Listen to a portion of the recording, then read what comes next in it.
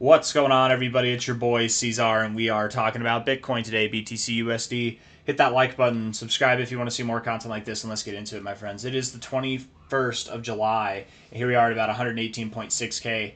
I got a little bit of egg on my face from last night's video, don't I? Because we moved up like right after that video, and that video was calling for the price to go down.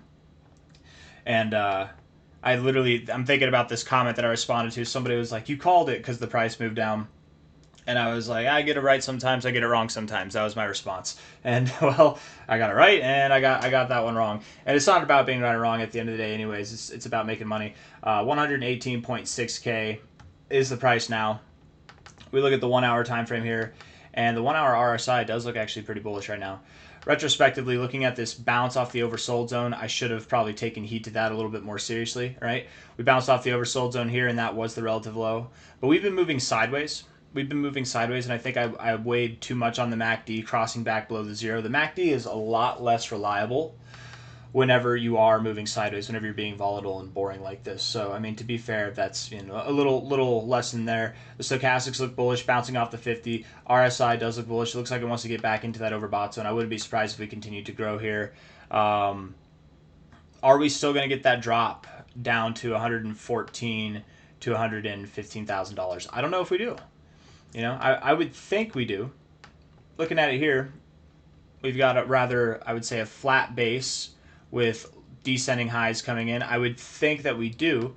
It is the beginning of a new week, and we do have a rather big wick to the upside here, but depending on how we close, if we get a day to close, you guys, above, I would say if we get a day to close above about 119.8K to 120K, then yeah, we're probably not going lower.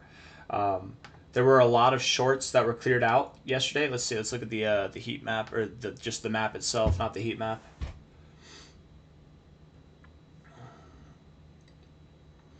A lot of shorts got closed out. Remember, this was like 3 times or twice as big as the longs, and now the longs have it. It's very possible that we could go up and close out these shorts here at 120K, 121K. That's multiple billions of dollars in liquidations. But if we were to go lower down to 116K, that's $1.5 billion in liquidations for longs just over the past 24 hours alone. On the 30-day time frame, the longs do have it. There's a lot of longs, a lot of leveraged positions down here at this 115 to 114K area, and that's, I guess between here and there, I should say.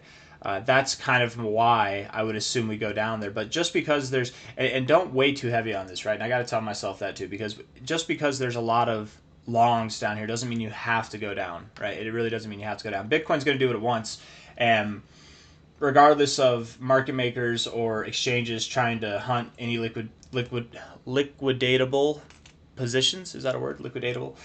Besides that happening or potentially happening, there are a bunch of institutions and a bunch of countries and wealthy people around the world who are just looking to buy up Bitcoin on every drop that it gets. So will it even drop below here? Or if it does, is it going to have that long of an experience down there, right? There's going to be so much demand. I was looking at this thing yesterday where we have the most on-chain long-term holders that Bitcoin's ever had in existence, right? Like, it's something like, I forget what the numbers are, but I know a lot of people are talking about a couple of big wallets selling Bitcoin. Something's up. Something must be up. There's a couple of big wallets that have held since 2010 that have sold their Bitcoins. But I think that's just a story to scare you. It's like a nighttime scary story, because really the on-chain data suggests that there's actually more long-term holders than there ever has been before. And whenever you have that kind of supply shock, what happens whenever demand hits? Well, we got demand now, especially with being at all-time highs. So don't count on this drop to happen, right? Not financial advice, not a financial advisor. Don't count on it to happen. Bitcoin is in a kind of moment where it defies gravity. I would say that it's irrational, but it's not irrational. It's Bitcoin. It's crypto, and this is what we do in the finale phase of the bull cycle. Is we just don't stop, right? Kind of like here. We look back here.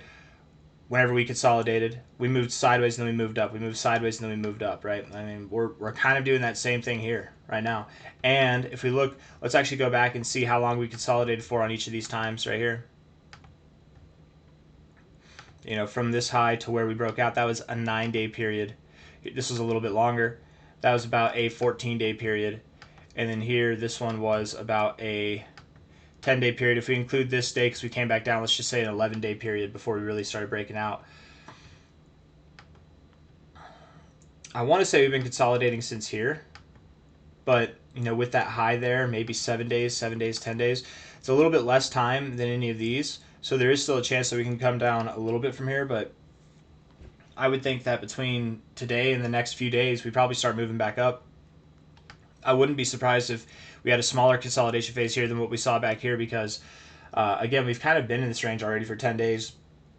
But also, I think that this move will move faster than the last move. Here, we were retracing our all-time highs, right? We were retracing them. Whereas here, we're at new all-time highs. So I just think that we're going to move faster. Looking at the day, and I think it's time to call a spade a spade. Looking at the daily RSI, we've cooled off. We've cooled way off. If we look at the daily RSI, you've got higher lows here. I guess you've broken out of this uptrend. In all fairness, you have broken out of the uptrend, which is something to mention, but that's not detrimental. Sometimes you break out of an uptrend and you turn it into a sideways trend, and turning it into a sideways trend up here is actually very bullish, right? Like you did back here. This was kind of a sideways trend momentarily after you broke out of your uptrend here. And that was very, very bullish, right? That's what allowed Bitcoin to grow at such a fast pace last time. All in all, we are definitely on a road that will take us higher to about, like $180,000, somewhere around there. Probably just above 180K is what my thoughts are, and we'll be there by the end of August. That's my expectation. Let's get into the 1 hour time frame, and then, or actually we already looked at the 1 hour time frame. Let's look at the 4 hour time frame, and then we'll wrap this up. But yeah, the RSI looks good. The stochastics look good. The MACD looks good. Not that the MACD and the stochastics are going to help us too much because, again, whenever you're being neutral and volatile, you don't really get a lot of help from those indicators. 4 hour time frame looks good. MACD, man, the MACD is looking good, guys. That's that right there. That's exactly what you want to see, actually.